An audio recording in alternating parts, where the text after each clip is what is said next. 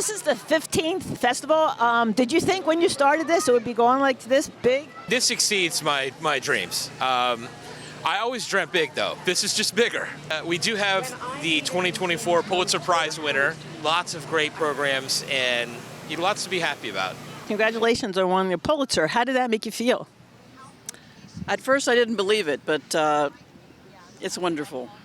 I began writing as a poet, so language is very important to me as well. I'd written a baseball book before this, and I kept hearing from people who wanted to tell me the story of how they fell in love with baseball.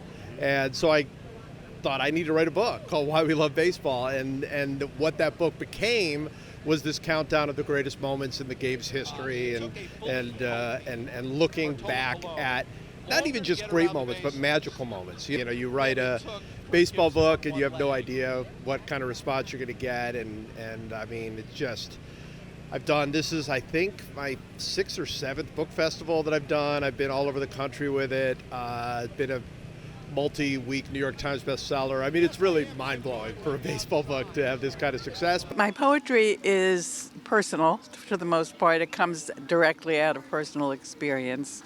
And also I have an academic background in German literature and philosophy, so much comes into it. In my head somewhere I always knew that I wanted to write.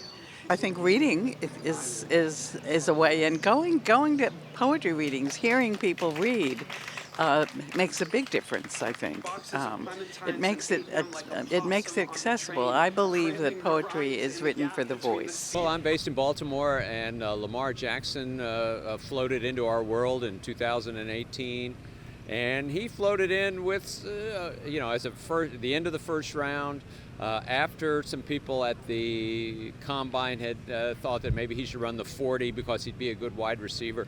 And it sort of got my attention that maybe there's a story here. We're almost 100 years in the history of pro football, and black quarterbacks coming out of college were still dealing with some issues. Probably the most amazing thing I found out was in 2017, the NFL finally had 32 teams that had started a black quarterback in a game. It took till 2017.